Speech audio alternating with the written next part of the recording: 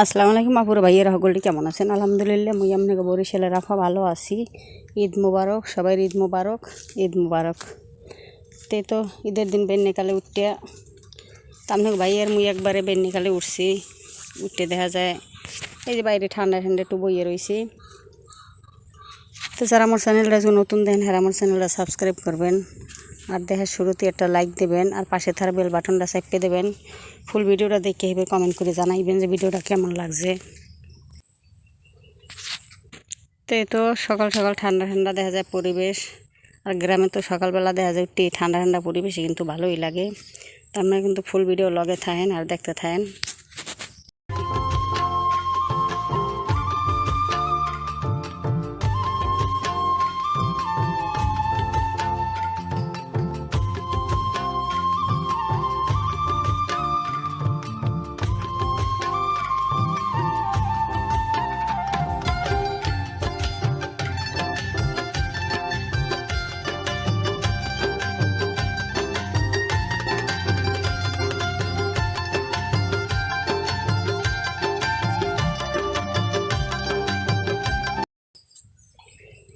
তো এখানে তো এই যে কোরবানির গরু কিন্তু লইয়ে আইসে বেন্যাকালে, কারণ এটা গ্রাম দিয়ে কিনছে, আর গ্রামের গরু তেমনি দেখা যায় মানে কিনলে বাড়ি থুয়ে আনে না দেখি, কারণ হেরা ঘাস টাস খায়, আর অনেকে তো দেখা যায় পালার লোক থাকে না, হেলে গিয়ে আর আনে না।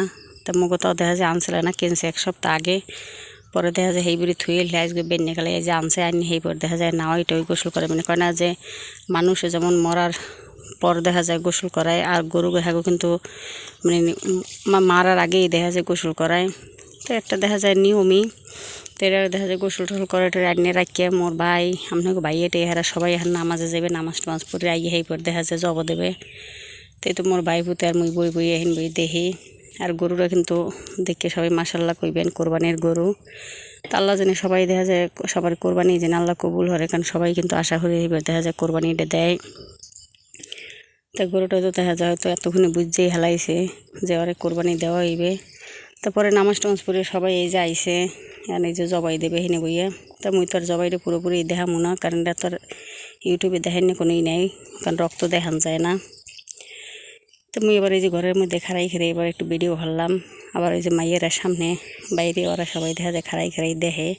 আর এবার তো অনেক বছর পরে দেখা যায় আইলাম এই বাপের বাড়ি কোরবানি করতে। এর আগে দেখা যায় এক ফির করছিলাম, তখন ওই বড় মাইয়ের আঁকিকে দিছি, তখন আপনাকে ভাইয়া হজে গেলে তখন দেখা যায় মুই ঢাকা বই দিনে দেশে দিলাম। তো এই যে লোকজন বেশি রয়েছে দেখি কোরবানি এই যে দেওয়া টাওয়া শেষ, গরু গোস্তও কিন্তু এই যে কাটতে লাইছে প্রায় কাটাকাটি শেষের দিকে। আর লোক বেশি থাকলে দেখা যায় বেশি দেরি হয় না, আর গ্রামেরগুলো কিন্তু বেকালে বেন্যাকালে উঠি তাড়াতাড়ি দেখা যায় কাটি কুটি হালায়। আর এদিকে মোর ছোটো মাইয়া আর মোর ভাইপুতে দেখেন হেরা গোস্ত আগেই আনছে, আইনে সেই পরে দেখা যায় দুইজনে আবার হিন বই বইয়ে কাটে।